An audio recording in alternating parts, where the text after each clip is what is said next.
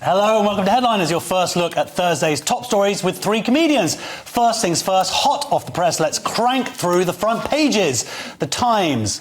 PM's chief of staff is drawn into Trump row. It will appear. There it is. Telegraph's. Starmer's top aides drawn into... I can't say anything again. Guardian. Schools funding crisis grows as special needs costs soar to $10 billion. The Mail, fury over Reeves' raid on private sector pensions. The Sun, ban on vapes. The Daily Star, American war of interference. The Times, first of all, Leo. That's what we got. We got a new set. We got a new computer system. we messed up. What can I say? But we haven't messed up here because we're going to start, first of all, with the... this is the Times, isn't it? Yeah, Leo, you're going to crack on. Don't worry, Show us your expertise. My brain is still running on the old system. So, yeah, this is about the controversy engulfing Keir Starmer and the Labour Party as the Prime Minister's Chief of Staff is drawn into the Trump row. So Donald Trump has accused two of Sir Keir Starmer's most senior aides of anti-American election interference as part of a far-left plot to put Kamala Harris in the White House. This is after... Keir Starmer's aides went over. There's allegations that... They're still there, I think, aren't they? That they helped advise the Harris campaign. So that's election interference, and they're being paid. So there's issues. Are they being paid though? That's the issue. They work for Keir Starmer. You think they're doing it for free? No, but they're not being paid in America. They're somehow like suspending. I'm just talking about American law in here. America. I think the whole thing stinks, and we're also seeing they advertised for 100 Labour activists to fly over and help with the campaigning. Can you imagine? Can you imagine if that was Russia going over and helping with an American election? Can you imagine the furore? And it's an even more far-left communist nation than Russia, unfortunately. So this is huge ramifications for the UK. I mean, can you imagine how Trump, when he's elected, which he obviously will be, when he's elected, he's going to absolutely loathe and detest Keir Starmer. Well, that's it. Very bad for Britain. I mean, Nick, this is really a terrible choice. I mean, no one knows yet to what level Starmer had any direct impact or not on this decision to send out Labour's, activists, but it's terrible optics, right? It's not great optics, yes. Morgan McSweeney, it paid for him to go to the DNC, and so Trump and Vance have launched this FEC complaint, Federal Election Committee. And what's shocking is Starmer has managed to alienate so many people so quickly. I mean, the British working class, old people, the richest man in the world. Now he's gone for the President of the United States. Yeah. And what he's missed, he's been trying to downplay and say, he's sort of annoyed about this is nothing, why is anyone going on about it? But obviously there's this tension with America. They traditionally don't love English people or British people going over telling them what to do. It's kind of a thing. Yeah, pay taxes on tea. Yeah. Like we don't want to bring this whole thing up again. And Trump doesn't like anyone undermining him. So Starmer, he had this nice meeting with Trump. He says it's not going to affect the relationship, but it's a kind of own goal. He needs to do something to fix it. And Elon Musk, he's also sort of waded in because it turns out that one of their policies they were working towards was it to kill Musk's Twitter. Yes, that's right. Not even having the respect to call it X. Yeah. So Elon Musk is weighed in. There are allegations that Labour was trying to kill X, or Twitter, as everybody still calls it, by harassing advertisers, which is how the far left attack a lot of institutions and businesses on the right. I can't think of any right now. Really? But yeah, this is terrible. Hey, what about GB News? But we've sort of seen in the Western world, in the civilized world, we've seen great leaps forward in society with the decentralisation of speech and the sort of government being seen as fallible. And now the left want to change it so the government is seen as infallible, can decide what's true and what's false, what's misinformation, what's not, and also, as well as controlling speech, make themselves completely infallible. But more than important than that, the Times also has that Rihanna is a Rovers football fan. That's probably the most important, much more important, surely, than democracy. That's obviously come out of our relationship with American. The P. Diddy trial has revealed this. Oh, really? That's what it is, right? And also, is sake the new Prosecco, which is what I've been asking. Yeah, and also, kanpai. Do you know what that means in Japanese? No. Okay. Can we say it? No, but you can say it in an accent. You kanpai! We definitely can't do that. Are you sure? Don't think so. Wait a minute, let me check. Kanpai, isn't that just... I'm just checking. Isn't kanpai... Yes, no, that was not allowed. Isn't kanpai just free bentos? I don't even know what that is. Can pie. He's talking about canned pie. It's a good joke. It's a quality joke. People at home will love that. I'm too posh for They'll be laughing inwardly at home. They might be laughing outwardly. They might not be dead inside like you two. The Daily Telegraph, Nick, what are they going with? Similar stuff about Similar Starmer? stuff. They've got Starmer's top aides drawn into Trump row, which we've just done. They've got slavery reparation demands will mean endless rows, says PM. We're going to get to that later. It's actually Starmer doing something sensible for once. Say sorry for backing Kaba, the gangster Corbyn and Khan told. So Lord Stevens, who's the former Met Police Commissioner, has basically said that, you know, the likes of Corbyn and Abbott sort of jumped in a bit fast, some would say, into saying... Well, this is back in 2022, just after the shooting happened. There were some protests, and Corbyn was out there, as he does. You might want to wait, is what we're learning. You know, we always had Jussie Smollett, and now we've got this Kaba thing. You might want to wait and check the character. Duggan as well. Yeah. I mean, there seems to be a pattern here of, somebody getting shot, allegedly a gangster, the streets, erupting in protests of mostly white people, from what I saw, and, Jeremy... Were you there? Diane Abbott. No, but I saw a video. I'm not joking. There wasn't a single black person... Well, this is the one that protest that was yesterday, as opposed to the one that the Chris Kaba protest. And I think, the reason for that might be that, Chris Kaba shot black people, apparently, so maybe black people don't like people who shoot black people. That would make sense to me. That does make sense, yeah. Even the BBC today put out this tweet, Chris Kaba verdict leaves community traumatised. Quite a strange tweet, and it actually had a community note saying that there's no evidence that the community is traumatised. It's the opinion of a single man. Unless they mean the criminal community. It's a strange tweet from the BBC. The community might even feel safer that a criminal has been taken off the streets. Well, we've got some more Kaba stories coming up in the next section. What other paper have we got? We've got The Guardian, Leo. So The Guardian has schools funding crisis grows as special needs costs soar to £10 billion. Everything's soaring. The costs of everything are soaring. Except wages. I don't know why. Well, if you're unionised, then your wages are also soaring, which means your tax bill is going to be soaring, Nick. Nice. But yeah, special needs education. I don't know if it's because they sort of incentivise people to get their kids diagnosed with stuff, and everybody's getting diagnosed with stuff these days. I've noticed in the comedy community, every boring, pasty white comedian is getting themselves diagnosed with ADHD. It's just so much easier. Hang on. Writing jokes is... Let me just clarify, though. Pierre Novelli, the most well-balanced, best at networking comedian I've ever met, and he's all, I'm autistic. It's like, yeah, you're not exactly Harvey Price, are you? A couple of things, Leo. What have you got against pasty white people? Number one. And number two, all comedians are autistic, aren't they? I thought it was just how we were. We've got various shades of white people now. Now that Josh has put fake tan on his Yes. It was not... I did not put any fake tan on. My wife did.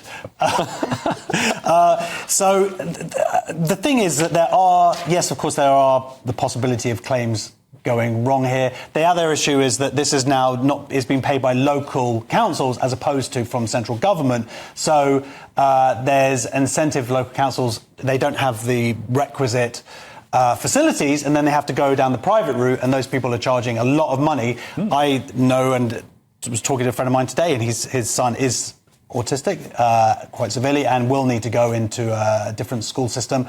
And it's just very hard to get the funding. It can take years. Anyway, just saying it's a bit sad. There's actually, you know what, let's make this even sadder. Let's quickly just mention this Pellicot tells rape trial, we must change society. And this is Giselle Pellicot, who is the French woman who is the most unbelievable story. But literally. Well, no, I mean... No, there's no incentive. You're not saying it's in any way... No, I just meant the meaning that you meant, Josh. OK, well, anyway... Is this the fun banter we were meant to have? This is the fun banter. No, but the point is, she is an icon. The way that she's come forward, the bravery, what has happened to her is beyond disgusting. And, I hope that moving forward, people will not be so evil. Right, let's go on to the Daily Mail. Yeah, Mail has fury over Reeves' raid on private sector pensions. And so experts, although we don't trust experts anymore, but experts blast Chancellor's plan to impose national insurance on employers' pension contributions while sparing, you'll never guess this, public sector. So, of course, it's a typical attack on Labour. The public sector can do what they want, but they're going to make things hard for employers. I mean, that's barely news, is it? That's just Labour's whole strategy, isn't it, at this point? And then we have a tragic story about Liam again. But I don't know. Do you want to comment on the main one? Anything on that? No. I'm more interested in this. I'm thrilled that my husband gets on with my male best friend. He'll never guess we've been lovers for 30 years. Oh, I think he has guessed, and he just likes the peace and quiet when she's out of the house. And just because Lewis isn't here, this is £1.10, 85p for subscribers. Let's move on then to The Sun. Breaking news. The Sun... So about they're going to introduce the banning on vapes. On vapes? Yes. They're going to ban vapes? It's happening. So there it is. We've got it right there, ban on vapes. They're going to hand out... The NHS is going to hand out cigars to try and wean you off vapes. So you're going to switch to 20... Havana cigars Cuban. a day. Well, they get a discount from Cuba now because it's a Labour government. I mean, I thought vapes were supposed to be the healthy thing that got you off smoking, or healthier thing. I think the trouble with vapes is they taste too good. Some of them, there probably is a Crunchy Nut cornflakes flavour.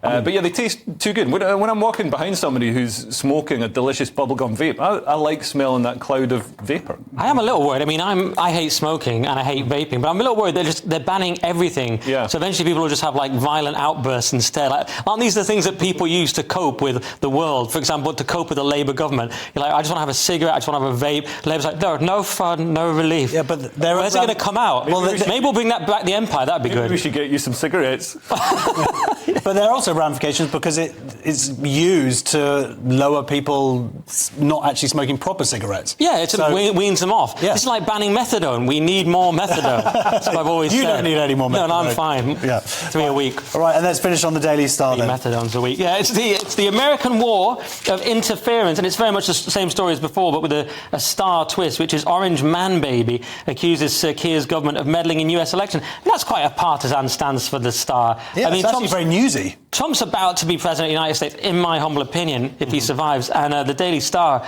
are going all like pro-Starmer Orange Man Baby. I think Trump has a point. Why does he want the Labour government interfering in the election? Yeah, and also it's sad to see the Daily Star, which was one of the last bastions of British journalism that hadn't Guardianified. You know, the Telegraph, the Times, they've all turned into the Guardian. And now the Star is the Guardian as well. They're all like, oh, orange, he's orange. Yeah. Orange and he's got bad hair. The sad news also about Jeff Capes dying. Yeah, Jeff Capes. I mean, that's sort of a cultural icon, really. Childhood icon. Yeah. Very good at throwing that big log.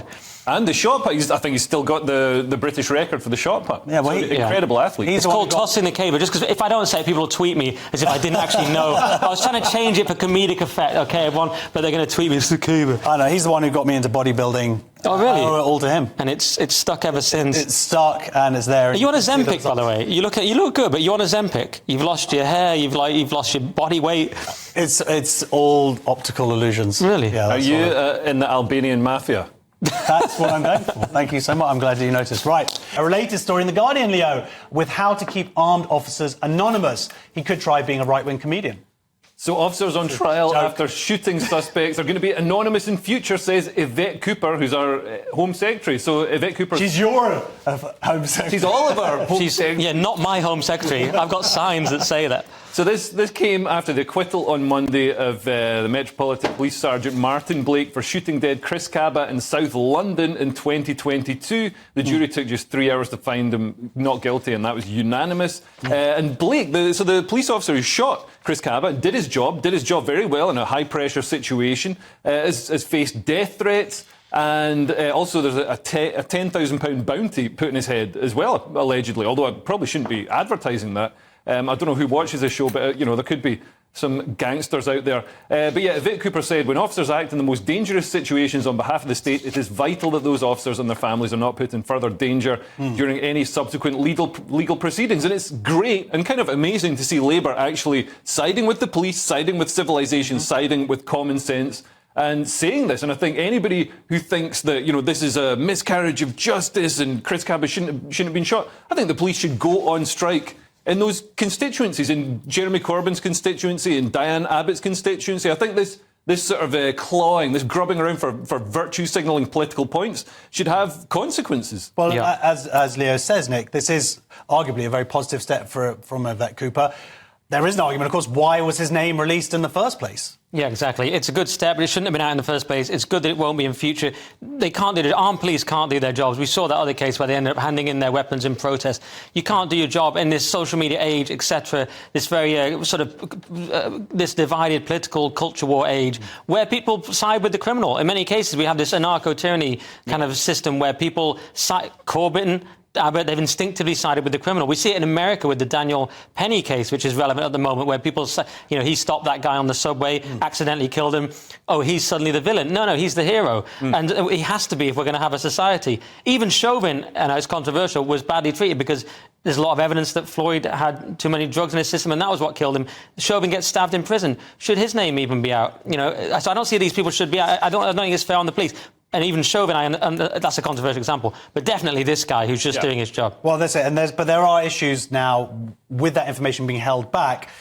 There are people who are sort of complaining that actually what's going to happen is that police officers would receive greater protection if something went wrong whilst they're in the line of duty, which then could be put the other side. If someone hits someone over the head at a protest or something and they die, then, well, look, if it was a pro-Palestinian one, I'm fine with that. Right.